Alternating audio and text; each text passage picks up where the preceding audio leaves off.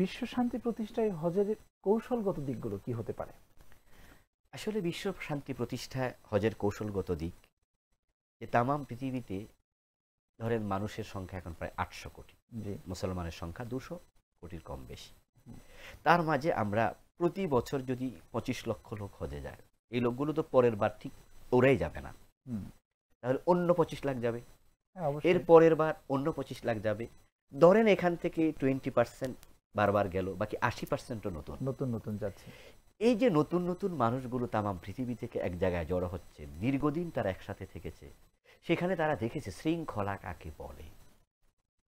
সুশৃঙ্খল একটি পরিবেশ। শৃঙ্খলা কাকে বলে যে এক শহরে 25 লক্ষ লোক একসাথে থাকে, কোন রকমের ঝগড়া নাই, মারামারি নাই, হানাহানি নাই, বিবাদ নাই, খাবার নিয়ে এটা নিয়ে ওটা নিয়ে কোনো রকমের কারোর সাথে কোনো মনোমালিন্য নাই, মনে কষ্টও নেই তাদের। এবং একজন আরেকজনকে কিভাবে সাইড দিচ্ছে, সুযোগ দিচ্ছে।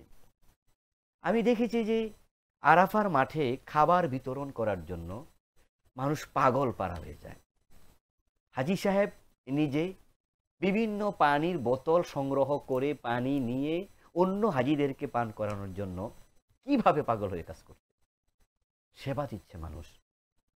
একজন অসুস্থ হলে অন্যরা তার সেবার জন্য এগিয়ে আসছে। পথ ভুলে গিয়েছিলাম, আমি নিজেও 2005 সনে যখন প্রথম হজ করি, মিনাতে তাবু হারিয়ে ফেলেছি।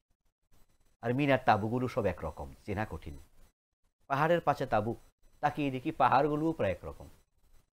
পরে আরেকজন হাজি আমাকে আমার বলা ঠিকানা মতো প্রায় 1-1.5 কিলো হেঁটে আমাকে আমার তাবুতে পৌঁছে দিয়েছে। এই যে একটি স্যাক্রিফাইস, এই যে ভালোবাসা, এই যে সেবার মানসিকতা, এই প্রভাবটা কি বিশ্বময় হজের মাধ্যমে ছড়িয়ে পড়ছে না? অবশ্যই, অবভিয়াসলি ছড়িয়ে পড়ছে এটা। এবং এই যে শৃঙ্খলা মানুষ শিখছে, এই শৃঙ্খলার এই নীতিটা কি বিশ্বময় ছড়িয়ে পড়ছে না? অবশ্যই।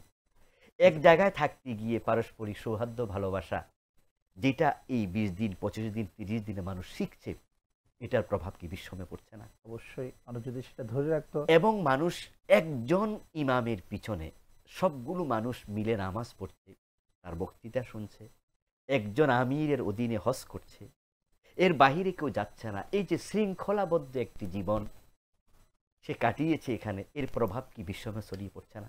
অবশ্যই পড়বে। কারণ মানুষ কিন্তু তার অভ্যাসের গোলাম।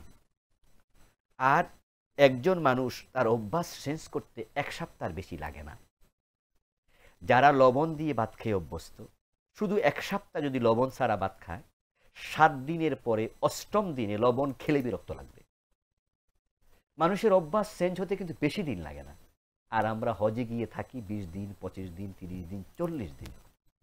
এই 40 দিনের বিশাল একটি প্রভাব মানুষের জীবনে পড়বে।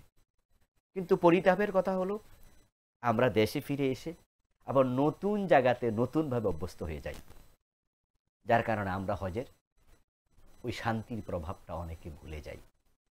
আর যে মানুষগুলো এটা ভুলবে না, এটাকে ধরে রাখতে পারবে, নিশ্চয়ই তাদের জীবন পরিবর্তন হবে এবং সমাজ তাদের মাধ্যমে